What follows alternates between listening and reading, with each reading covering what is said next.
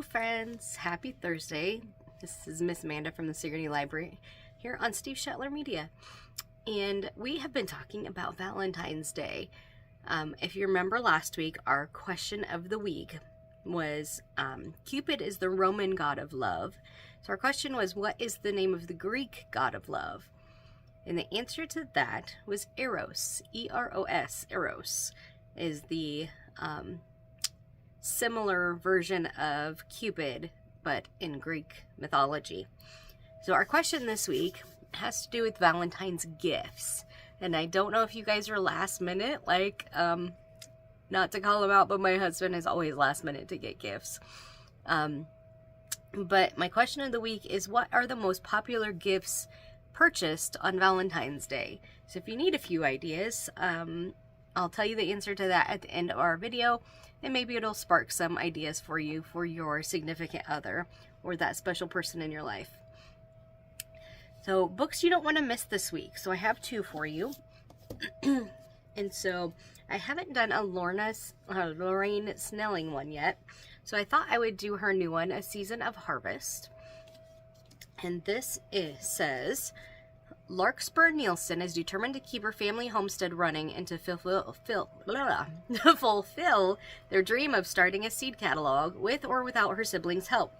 With Isaac McTavish back in town, Lark finds herself at odds with her own heart and her determination to shoulder the burden of carrying her responsibilities alone.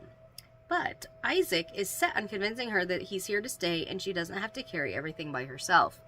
I totally get that, wanting to be independent and do everything by yourself.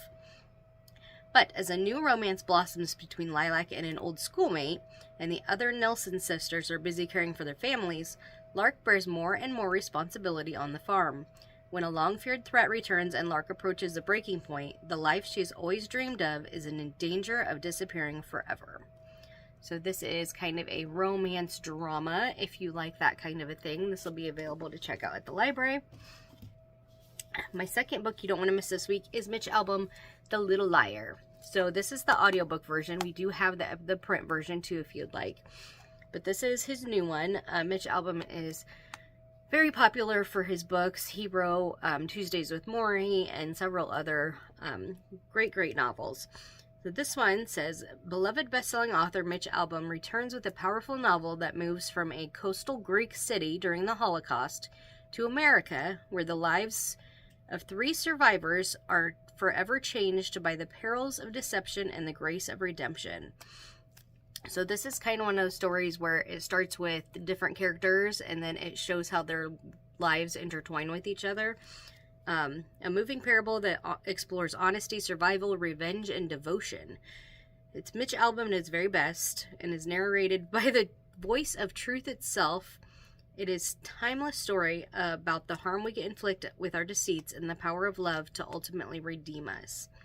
So that's interesting. The narrator in the story is the voice of truth. And the title of this is The Little Liar. So that's pretty interesting. Like I said, this is the audio version. If you would like the print version, we have that as well. All right. Programs you don't want to miss this month. So next Monday, 11:30 is toddler time. I actually will not be here for that, but Miss Kathy will be running it next Monday. And they are going to be talking Valentine's and making these adorable little love bugs. How stinking cute are these things? So if you can't make it to toddler time in person at 11:30 on Monday, we do have our craft kits available in the lobby. We have a little setup with our calendar and a little cabinet with our craft kits in them. So you can always pick those up even if you don't come to the in-person program. Book club will be on the 17th. They are doing Shutter Island, which I featured a couple weeks ago as my book of the week.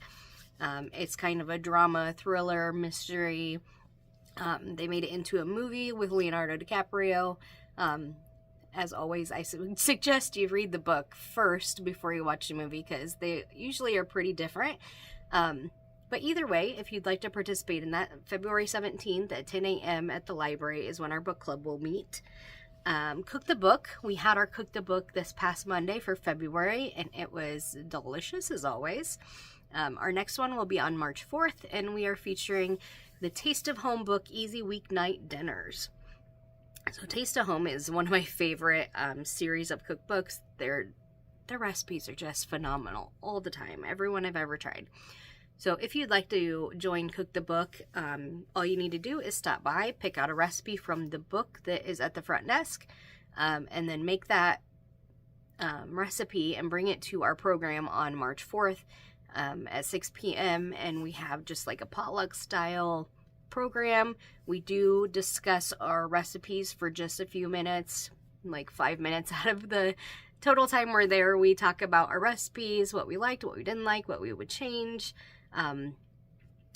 So yeah, Cook the Book is a great program. I love it. After school programs will be next week. The tweens, 4th, 5th, and 6th grade will be on Tuesday.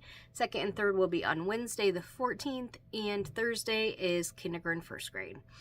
We have some really fun crafts planned.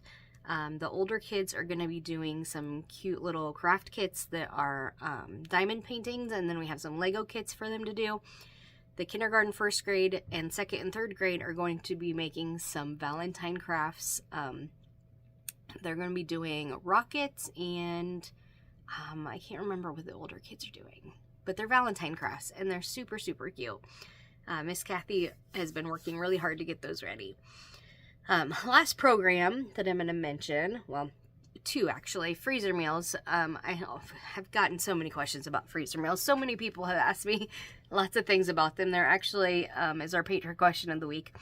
But our freezer meals will be on the 27th and 28th for pickups. If you're interested, I can send you the menu. It's on our Facebook page. It's on our Facebook event page. Love our freezer meals. Can't say enough about them. And then on the 27th, we will be attending the planning fair at the elementary. They are bringing it back. I'm so excited. We love that event. It will be February 27th from 5:30 to 7 p.m. at the elementary. And it's all about celebrating reading. So, you know, how could we not join in on that?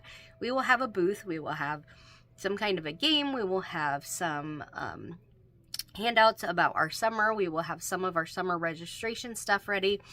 So don't miss that. This 27th, 5:30 to 7 at the elementary. All right. Patron question of the week. So I told you it was going to be about freezer meals. So I've gotten a lot of questions about freezer meals lately. And one that keeps coming up is people want to know where we get our freezer meals. So there seems to be some kind of misconception that we get them already made, which wouldn't that be fabulous? But we don't. We actually purchase all of the ingredients. We purchase all of the cream of mushroom. We purchase all of the tomatoes. We purchase all of the pasta. We purchase all of the seasonings. We purchase all of the things between Brothers and Hy-Vee, and we make them here in-house. So most of the fresh meat we definitely get from Brothers.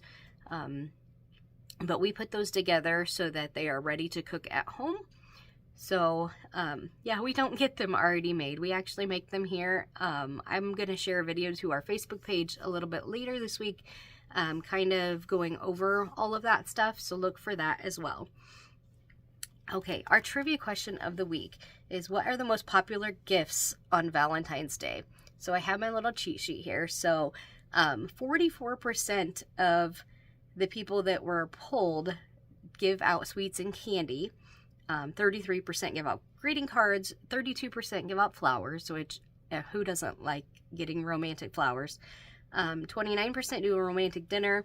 And then the lower percentages, they do wine, gift cards, jewelry, clothing, and shoes. Okay. Some kind of perfume, pajamas. I'm down for that.